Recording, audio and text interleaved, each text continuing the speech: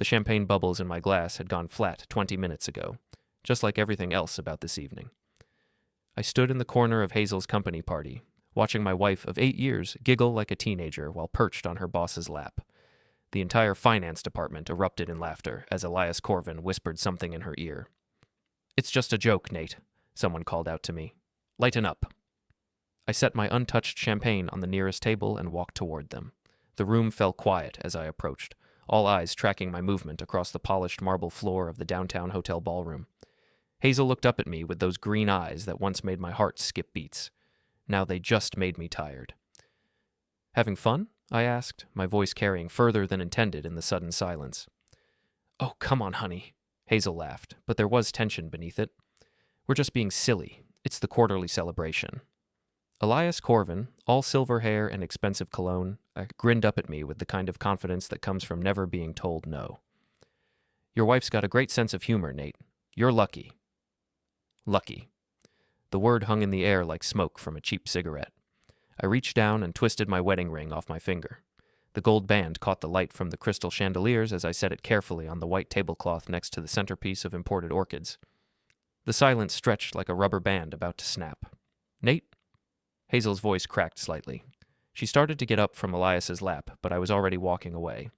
Behind me, I heard the murmur of voices starting up again, the kind of hushed excitement that follows a car accident or a public argument. My phone buzzed in my jacket pocket as I pushed through the ballroom doors into the hotel lobby. The notification made my stomach drop. Email sent successfully. Resignation letter, Nathan Brantor. I'd scheduled that email 3 hours ago, right after declining to attend my own CFO promotion announcement at Morrison Financial. Instead, I'd chosen to come here, to support my wife at her company party. The timestamp on my resignation would show I'd made my decision before witnessing her little performance. "Mr. Brantor?" I turned to find a woman in an elegant black dress standing near the lobby's marble columns. Mira Corven, Elias's wife. I'd met her briefly at last year's holiday party, but we'd never really spoken. "Mrs. Corven." I nodded, wondering if she'd come to defend her husband or lecture me about making a scene. Instead, she held out her phone. "I think you should see these." The screen showed a text message thread between two contacts, Hazel and E. The most recent message was from 3 hours ago. Hazel: "Nate's being weird about tonight. Think he suspects something?" E: "Don't worry about him. After Singapore, we'll figure out next steps." I scrolled up. The conversation went back 18 months. Business strategy, they called it. Late-night discussions about quarterly projections and market analysis. Except the timestamps matched my overnight shifts at Morrison Financial when I was working 60-hour weeks to make partner. "There are hundreds more," Mira said quietly. Her voice was steady, but her hands trembled slightly as she took the phone back. "I've been documenting everything." "Why are you showing me this?" She looked toward the ballroom doors, where the sound of laughter and clinking glasses continued. "Because I'm tired of being the only one who knows the truth." My phone buzzed again, a text from Hazel. "Where did you go? People are asking about the ring thing." I showed Mira the message. She actually smiled, though there was no humor in it. "She's more worried about appearances than your marriage," Mira observed. "Seems to be a theme tonight."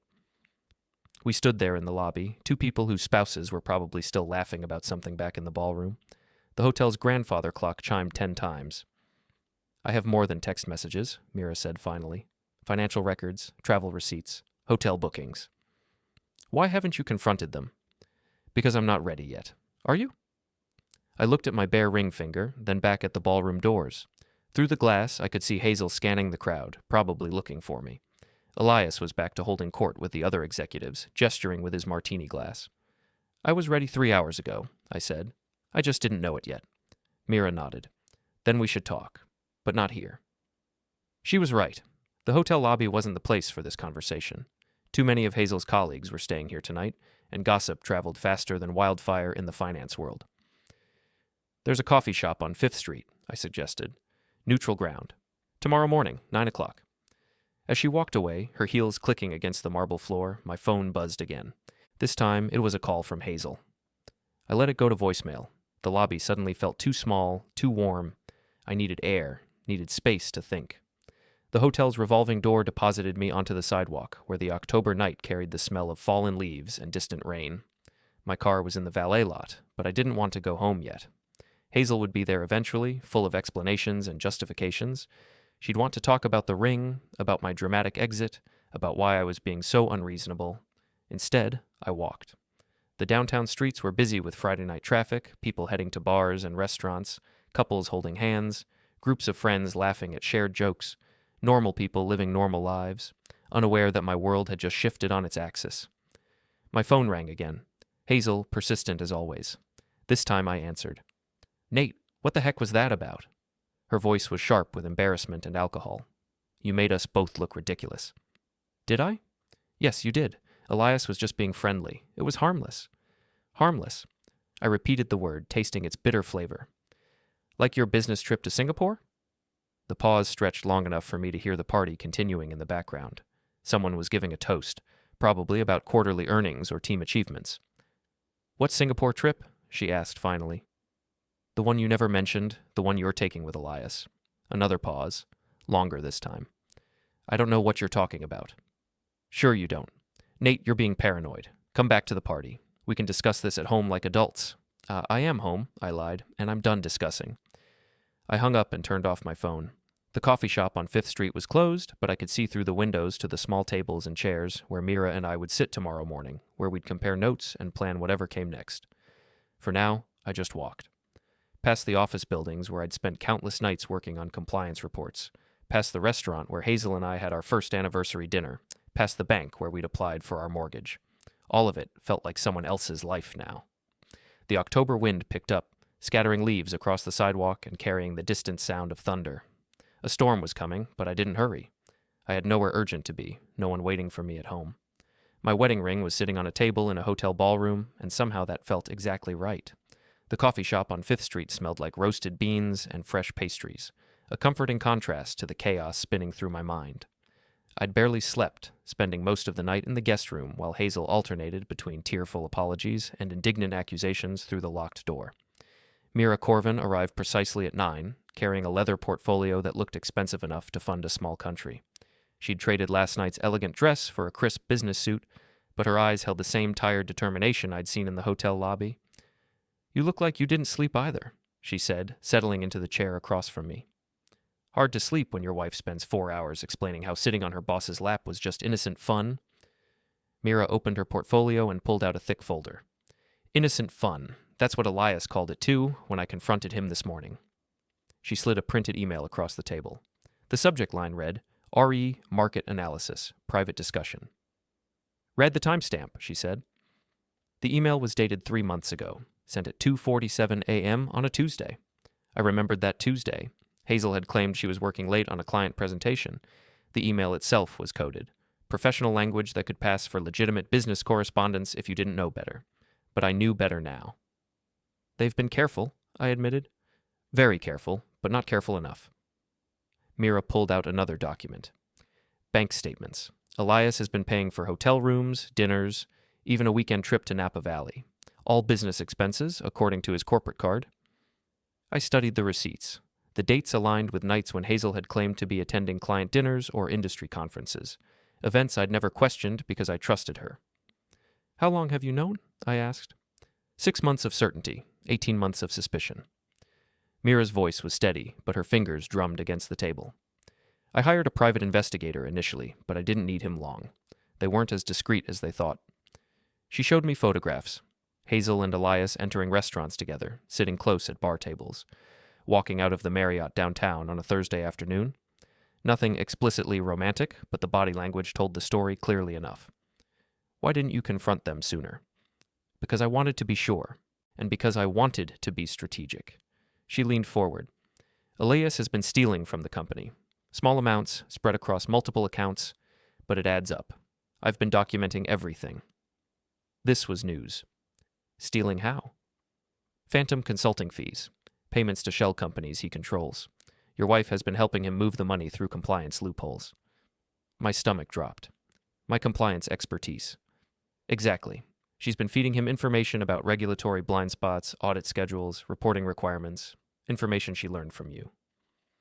I thought about all the late-night conversations we'd had about my work, the technical details of financial oversight that I'd shared because she seemed genuinely interested in my career. She'd been mining me for information to help her lover commit fraud. "How much money are we talking about?" Close to $2 million over the past year. The number hit like a physical blow. $2 million, stolen using knowledge I'd provided innocently to my own wife. There's more, Mira continued. She pulled out medical records. Hazel's been claiming fertility issues to explain why you two haven't had children yet. I stared at the documents. Appointment records from a reproductive clinic, insurance claims for IVF treatments, detailed medical histories. These are fake, Mira said. I called the clinic. They have no record of Hazel Brantor as a patient. She's been forging these documents to buy time, to keep you from pressuring her about starting a family while she figured out her exit strategy. The betrayal cut deeper than the affair, deeper than the financial fraud. We'd been trying to have children for 3 years. I'd blamed myself, wondered if the stress of my job was affecting our chances, even considered seeing a fertility specialist myself. She let me think it was my fault, I said quietly. She let you think a lot of things were your fault. My phone buzzed. A text from Hazel. Can we please talk? I'm sorry about last night. I showed Mira the message. What are you going to do? She asked. I don't know yet. What are you going to do? I'm going to destroy them both. Her voice was calm, matter of fact. But I need help. I need someone who understands the financial systems they've been exploiting. You want me to help you expose the fraud? I want you to help me expose everything, the affair, the theft, the lies, all of it. I looked around the coffee shop. A young couple at the next table was sharing a muffin and laughing about something on their phones. An older man in the corner read his newspaper while his wife worked on a crossword puzzle. Normal people living normal lives, unaware that I was sitting here planning to blow up my marriage and possibly destroy 2 careers. If we do this, there's no going back, I said. There's already no going back. The question is whether you want to be a victim or a participant in what happens next. She was right. The marriage was over the moment Hazel sat on Elias's lap, maybe even before that. The moment she started feeding him information to steal from his own company. The moment she started forging medical records to manipulate me. What do you need from me? Mira smiled for the first time since we'd sat down. Everything you know about financial compliance. Every loophole they've been exploiting, every regulation they've been skirting. I want to build a case so airtight that the SEC will have no choice but to prosecute. The SEC? I've already been in contact with them. Preliminary discussions about potential securities fraud.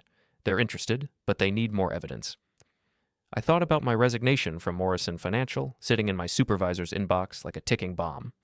By Monday morning, I'd be unemployed, my career in compliance effectively over. I had nothing left to lose and everything to gain by helping Mira. All right, I said. Let's destroy them. We spent the next 2 hours going through documents, building timelines, connecting dots between Hazel's information gathering and Elias's fraudulent transactions. The scope of their scheme was impressive in its audacity and terrifying in its implications. They were planning to disappear, Mira concluded. Singapore isn't a business trip, it's an escape route. They've been moving money offshore, probably planning to resign and vanish together. Leaving us both behind to deal with the fallout.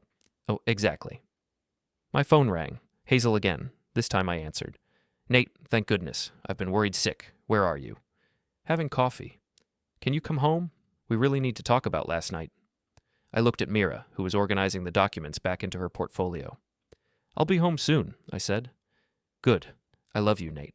Whatever you're thinking, whatever you're feeling, we can work through this. I'm sure we can. After I hung up, Mira handed me a business card. My private investigator, she explained. Stanley Riley. Former police detective, very discreet, very thorough. He's been documenting their activities for months. I'll call him. Don't call him. Meet him. Tonight, 7 o'clock at Murphy's Bar on Elm Street. He'll be wearing a Cubs cap and reading a Tom Clancy novel. The specificity of the arrangement made me smile despite everything. Very cloak and dagger. This is serious business, Nate. If Elias suspects we're onto him, he and Hazel will disappear with that money before we can stop them. She stood to leave, then paused. One more thing. Don't confront Hazel yet. Act normal. Act like you're willing to work things out. We need time to build our case. How long? 2 weeks, maybe 3. Can you handle that? I thought about going home to face Hazel's tearful explanations and calculated apologies, about pretending to believe her lies while we gathered evidence to destroy her. I can handle it. Good, because once we start this, there's no mercy, no forgiveness, no second chances. I wouldn't want any. After Mira left, I sat alone in the coffee shop for another hour, staring at my phone and thinking about the conversation I was about to have with my wife. The woman who'd been systematically betraying me for 18 months while I worked 60-hour weeks to build our future. The storm that had been threatening last night finally arrived, sending sheets of rain against the coffee shop windows. I watched people hurry past on the sidewalk, umbrellas bent against the wind, everyone seeking shelter from the weather. But I was done running from storms. It was time to become one. Home felt like a stage set when I walked through the front door, everything arranged perfectly for a performance I was no longer willing to give. Hazel had been busy during my absence, cleaning the house until it sparkled and filling vases with fresh flowers from the expensive florist downtown. "You're soaked," she said, meeting me in the foyer with a towel. The storm came out of nowhere. I accepted the towel but stepped back when she tried to help me out of my jacket. The gesture felt too intimate now, too familiar. "We need to talk," she said, leading me toward the living room where she'd prepared what looked like a scene from a romantic movie. Candles flickered on the coffee table next to a bottle of wine and 2 glasses. "This is nice," I said, settling into my usual chair instead of the couch where she obviously wanted me to sit. "Nate, about last night..."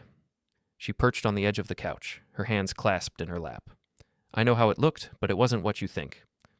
"What do I think?" "That something inappropriate is happening between Elias and me. But it's not. He's my boss, yes? And maybe he's a little too friendly sometimes, but that's just his personality." I nodded, watching her face carefully. She was good at this, I had to admit. The right amount of contrition mixed with wounded innocence. "The ring thing really hurt me," she continued. Making a scene like that in front of all my colleagues, it was humiliating. "I'm sorry you were humiliated." She looked up sharply, probably hearing something in my tone that didn't match the words. "Are you? Because it feels like you wanted to embarrass me?" "Why would I want to embarrass you?" "I don't know. You've been different lately. Distant, working all the time, never wanting to go out or spend time together." This was rich, considering she'd been spending her time with Elias Corven. "I've been working hard for us," I said. "For our future." "I know, and I appreciate that. But we need to make time for each other, too. We need to remember why we fell in love." She moved to the couch arm closest to my chair, close enough to touch my hand. "Do you remember our first date?" she asked. "That little Italian place in Little Italy? You were so nervous you knocked over your water glass twice." I remembered. I also remembered thinking she was the most beautiful woman I'd ever seen, smart and funny, and completely out of my league. I'd been amazed that she'd agreed to go out with me. Now I wondered what she'd really seen in me. A useful idiot with access to financial compliance information, maybe. A convenient cover for her real ambitions. "I remember," I said. "We were so happy then. We can be happy again, but we have to trust each other." "Trust is important." "Yes, it is." She squeezed my hand. "So I need you to trust me when I tell you that nothing is happening between Elias and me. Can you do that?" I looked into her green eyes, the same eyes that had looked at me across that restaurant table 8 years ago, and felt absolutely nothing. "I can try," I lied. Relief flooded her face. "That's all I ask. We'll work through this together, okay?" "Okay." She leaned forward and kissed my cheek, a soft brush of lips that once would have made my heart race. Now it felt like being kissed by a stranger. "I made dinner reservations at Chez Laurent for tomorrow night," she said. 7:30, our anniversary spot. Our anniversary wasn't for another month, but I didn't point that out. "Sounds nice?" "It will be. We'll dress up, have some wine, remember why we're good together." I nodded and smiled, playing my part in her carefully orchestrated reconciliation scene. "I should shower," I said, standing up. "Long day." "Of course. I'll open the wine, maybe order some Chinese food. We can have a quiet evening in." As I headed upstairs, I heard her humming in the kitchen, probably congratulating herself on how well the conversation had gone. She'd managed the crisis, smoothed over the awkwardness, gotten us back on track toward whatever endgame she had planned. In the shower, I let the hot water wash away the pretense for a few minutes. Tomorrow I'd have to perform again, and the day after that, and the day after that, until Mira and I had gathered enough evidence to bring down their entire house of cards. My phone was buzzing when I got out of the shower. A text from an unknown number. "Murphy's Bar, 7 p.m. Cubs cap, Clancy novel, come alone." S. Stanley Riley, Mira's private investigator. The next piece of the puzzle. I deleted the message and went downstairs to eat Chinese food with my wife, listening to her chatter about work and weekend plans and the new restaurant that had opened across town. Normal conversation from a normal marriage, if you didn't know that every word was a performance. "Oh, I forgot to mention," she said, picking at her lo mein. "I might have to travel more in the coming months. Elias is expanding our international client base." "More travel?" "Nothing major. Maybe Singapore next month, then possibly London in December, but it would be good for my career. Singapore. The trip Mira had mentioned, the one Hazel had never told me about. That sounds like a great opportunity, I said. You don't mind? I know we've been having some issues, but this could really advance my position at the firm. I want you to succeed. She smiled, probably thinking I was being supportive. In reality, I was just buying time. You're the best husband, she said, reaching across the table to squeeze my hand again. I try. After dinner, I told her I was going out for a drink with some guys from work, a lie that came surprisingly easily. She barely looked up from her laptop, probably texting with Elias about how well she'd handled the crisis.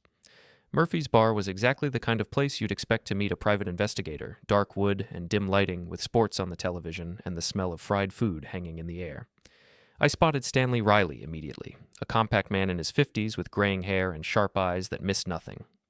You must be Nate, he said, closing his Tom Clancy novel as I approached. Stan Riley. Mira said you might be joining our little investigation. She said you've been watching them for months. 6 months of active surveillance, plus another 6 months of background research. Your wife and her boss are creatures of habit, which makes my job easier. He pulled out a tablet and showed me a calendar marked with colored dots. Red dots are confirmed meetings between them. Blue dots are overnight stays at hotels. Green dots are financial transactions that don't match their official schedules. The calendar looked like a connect-the-dots puzzle, patterns emerging from what had seemed like random events. They meet twice a week, usually Tuesday afternoons and Thursday evenings, always at different locations, but always for exactly 2 hours. Very precise, very scheduled. What about the financial stuff? That's where it gets interesting. Stan switched to a different screen showing bank records and wire transfers. Elias has been siphoning money from the company for over a year, but the amounts increased dramatically after your wife started providing compliance information. How do you know she's providing information? Because I've been monitoring their communications. He showed me screenshots of encrypted messages. They think they're being clever with coded language, but patterns emerge if you know what to look for. The messages were damning. References to audit schedules and reporting windows that clearly came from my conversations with Hazel about my work at Morrison Financial. She's been playing you for 18 months, Stan said bluntly. Probably longer. I'm starting to realize that. The question is, what do you want to do about it? Mira wants to destroy them both, but you might have different priorities. I thought about Hazel at home, probably still congratulating herself on how well she'd managed our conversation, planning her next move, her next lie, her next manipulation. I want them destroyed, I said. Stan nodded approvingly.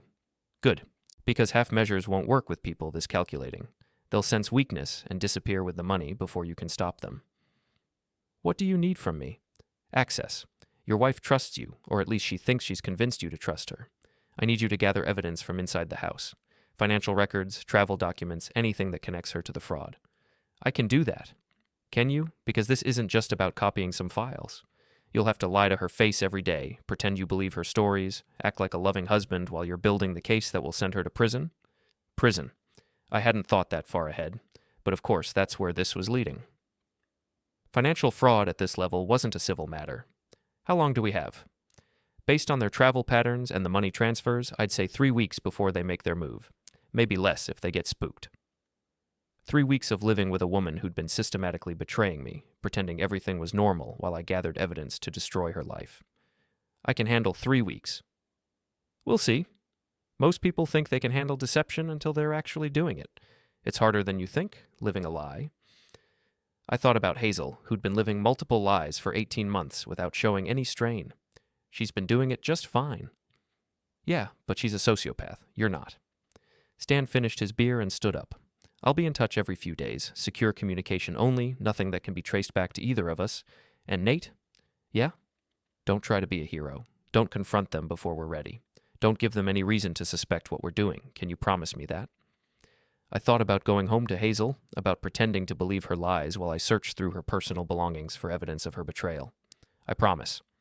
Good, because if you screw this up, they disappear and we get nothing. No justice, no consequences, no closure.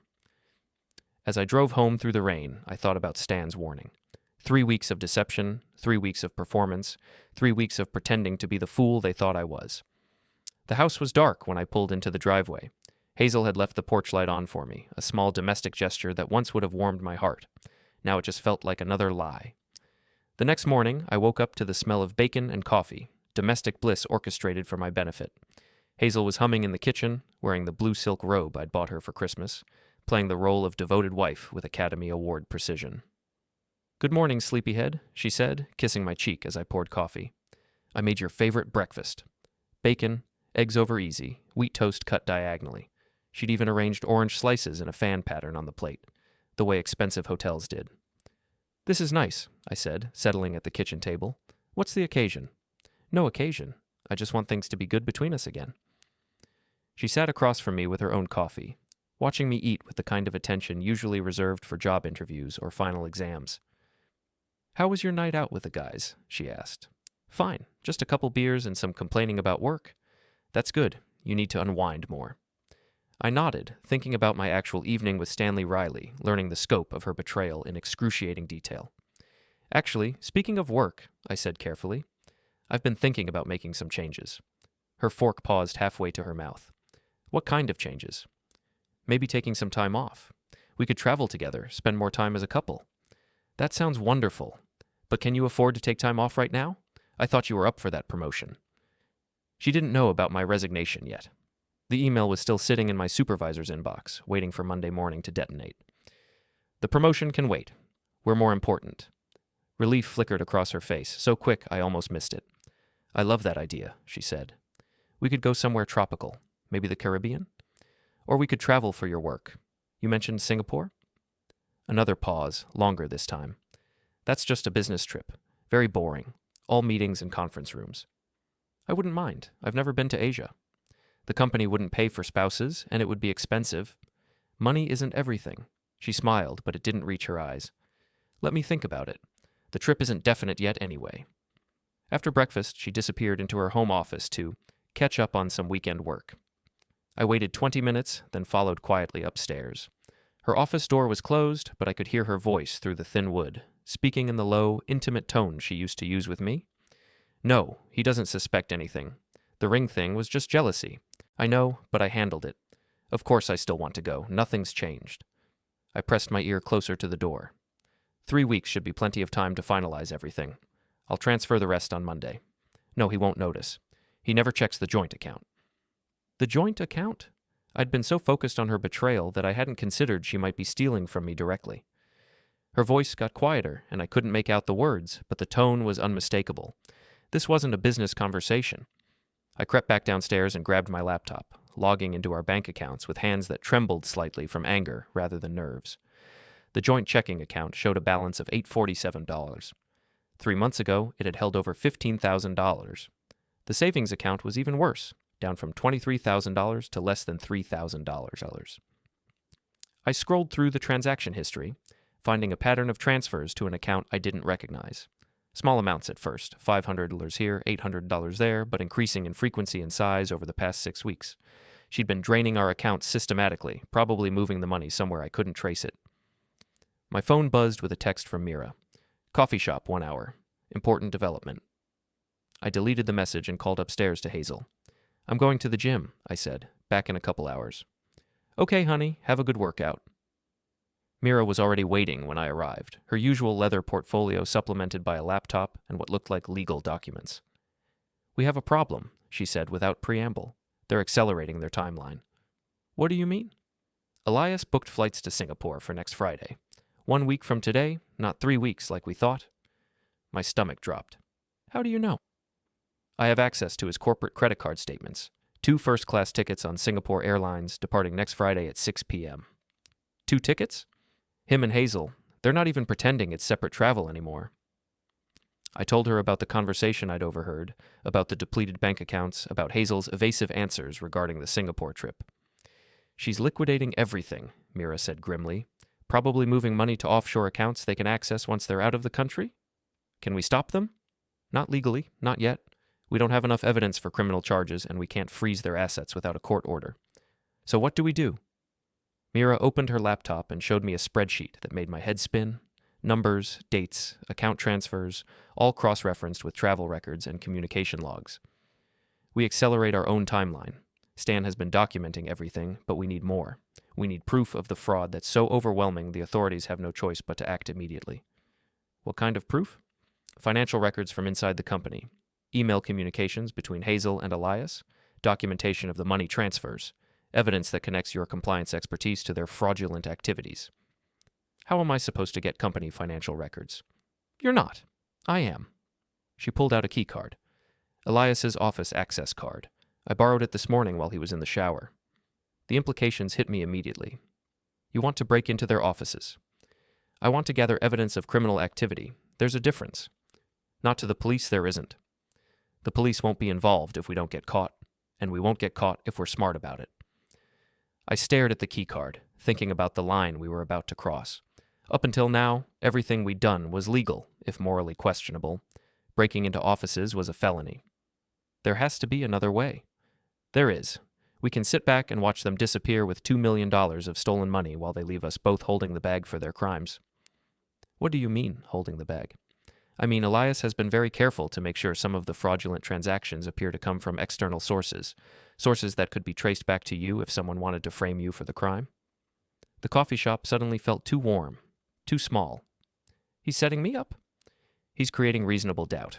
If this ever goes to trial, his defense will be that someone else was manipulating the financial systems, someone with compliance expertise and access to inside information. Someone like me. Exactly. Your wife has been feeding him everything he needs to make you look guilty. I thought about all the technical conversations Hazel and I had shared, all the detailed explanations of regulatory loopholes and audit procedures, information that could easily be twisted to make me look like the mastermind behind the fraud. When do we do it? Tonight, Sunday evening, the offices will be empty. We get in, copy everything we need, get out. 1 hour, maximum. And if we get caught? We don't get caught. But if we do, we claim we were investigating suspicious activity. Elias is my husband. I had reason to be concerned about his behavior. That won't work for me. It will, if we find what I think we're going to find. Evidence that you are being framed will make you a victim, not a perpetrator. I looked around the coffee shop again, at the normal people living their normal lives. In 12 hours, I'd either have the evidence I needed to destroy my wife and her lover, or I'd be under arrest for breaking and entering. What time? 8 o'clock. I'll pick you up 2 blocks from your house. How do I explain being gone for several hours on a Sunday night? You don't. You tell Hazel you're going to bed early, then sneak out after she's asleep. She'll notice if I'm not there in the morning. No, she won't, because tomorrow morning we're going to the FBI with everything we've found. The FBI. This was escalating faster than I'd imagined possible. Are you sure about this, Mira? I'm sure that if we don't act tonight, they'll be gone by Friday and we'll never see justice. She was right. We were out of time, out of options, out of everything except the desperate hope that we could gather enough evidence in one night to bring down their entire operation. All right, I said. Tonight. As I drove home, I thought about the conversation I'd have to have with Hazel, the performance I'd have to give to keep her from suspecting anything. 7 more hours of pretending to be the devoted husband while I planned to destroy her life. Stan was right. Living a lie was harder than I'd thought, but I was getting better at it. The corporate offices of Corven Financial stood like a glass monument to ambition, 37 floors of steel and ambition reaching into the October night sky. At 8:15 on a Sunday evening, the building was nearly empty, just a few scattered lights in windows where workaholics and cleaning crews went about their business. Mira's hands were steady as she swiped Elias's keycard at the main entrance, but I could see the tension in her shoulders, the way she held her breath until the lock clicked open. Security cameras? I asked as we crossed the marble lobby. Disabled the ones we need to worry about. I have friends in building maintenance. The elevator ride to the 28th floor felt like it took hours, though my watch showed only 90 seconds. Neither of us spoke, both lost in our own thoughts about what we were about to do and what we might find. Elias Corven's corner office was exactly what I'd expected from a man who stole $2 million and slept with other men's wives. Floor-to-ceiling windows overlooking the city, furniture that cost more than most people's cars, and enough ego-stroking awards and photographs to wallpaper a small house. His computer, Mira said, settling behind the massive desk. Password protected, but I know his passwords. He uses the same 3 for everything. While she worked on the computer, I searched through filing cabinets and desk drawers, looking for anything that might connect to the fraud or to Hazel's involvement. Got it, Mira said. Email archives going back 2 years? I found what I was looking for in the bottom drawer of his desk, hidden beneath a stack of golf magazines. A folder labeled Compliance Consulting that contained detailed notes about regulatory procedures, audit schedules, and reporting requirements. notes written in Hazel's handwriting. "Mira, look at this." She glanced over from the computer screen. "Those are your wife's notes?" Every conversation we had about my work, documented and organized. She was building a manual for financial fraud. Using information you provided innocently. Information I provided because I trusted her. Mira turned back to the computer. "I'm finding email chains between them that reference these notes. Specific discussions about using your expertise to avoid detection." The scope of the betrayal was staggering. Not only had Hazel been having an affair and helping steal money, she'd been systematically documenting my professional knowledge to enable the crime. "There's more," Mira said. "Bank account information for offshore entities, wire transfer authorizations, even travel itineraries for their escape plan. Singapore? Singapore first, then the Cayman Islands, then who knows where. They've been planning this for months." I photographed every page in the compliance folder while Mira copied files from the computer onto encrypted drives. The evidence was overwhelming, more than enough to prove their guilt and my innocence. "How much time do we have?" I asked. "Security does rounds every 2 hours. We've been here 45 minutes, so we should leave soon." As if summoned by her words, we heard the ding of an elevator arriving at our floor. We both froze, listening to footsteps in the hallway outside. Heavy footsteps, moving with purpose toward the executive offices. "Security?" I whispered. "Or Elias. He sometimes comes in on Sunday nights." The footsteps stopped outside the office door. We heard the sound of a keycard being swiped, then the electronic lock disengaging. Mira quickly closed the computer files and grabbed the encrypted drives while I shoved the compliance folder back into the desk drawer. There was nowhere to hide in the office, no closets or alcoves where we could wait out whoever was coming. The door opened and Elias Corven walked in, looking surprised to find the lights on. "Mira, what are you doing here?" She stood up from behind his desk, her face composed despite the circumstances. "I could ask you the same question. It's Sunday night, Elias." "I forgot some files I need for tomorrow's meeting." His eyes moved from her to me. "Nate, this is unexpected." "Hello, Elias." "I don't understand. What are you both doing in my office?" Mira walked around the desk, putting herself between Elias and the computer.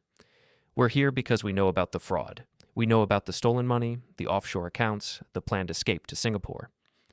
Elias's face went through several expressions in rapid succession. Surprise, confusion, calculation, and finally resignation. I see. And what exactly do you think you know?" "We know you've been stealing from the company for over a year. We know Hazel has been helping you by providing compliance information she learned from Nate. We know you're planning to disappear next Friday with $2 million. That's quite an accusation." "It's not an accusation. It's a fact. We have the evidence." Elias looked at me with something that might have been pity. "Nate, I'm sorry you had to find out this way. About Hazel and me, I mean. It wasn't supposed to happen, but sometimes these things just develop naturally." "Naturally?" "We work closely together. We have similar goals and ambitions. You have to understand, it wasn't personal. The casual dismissal of my marriage, the assumption that I would just accept his explanation and move on, triggered something primal in my response. Not personal? You've been sleeping with my wife and stealing money using information she learned from me, but it's not personal? The business arrangement was separate from the personal relationship." "Business arrangement?" "The consulting work Hazel was doing for me. Very valuable insights into regulatory compliance." He was trying to make it sound legitimate, like Hazel had been providing authorized consulting services instead of betraying confidential information. "Where is she tonight?" I asked. "At home, I assume. Why?" "Because she thinks I'm asleep. She has no idea I'm here, learning about her business arrangements." Something shifted in Elias's expression, a flicker of concern that suggested he was beginning to understand the scope of what Mira and I had discovered. "What do you want?" he asked. "Justice," Mira said simply. "And what does justice look like to you?" "Full restitution of the stolen money, resignation from the company, cancellation of your travel plans." "And if I refuse?" "Then we go to the FBI tomorrow morning with everything we've found." Elias laughed, but there was no humor in it. "You think you can blackmail me in my own office?" "I think we can expose you," I said. "The question is whether you want to do this the easy way or the hard way." "The easy way being?" "You confess, return the money, and disappear quietly. The hard way being federal prison." "And Hazel?" "Hazel made her choice when she decided to betray her husband and commit felonies for money." Elias walked to the window, looking out at the city lights below. For a moment, I thought he might actually be considering our offer. Instead, he turned back to us with a smile that made my skin crawl.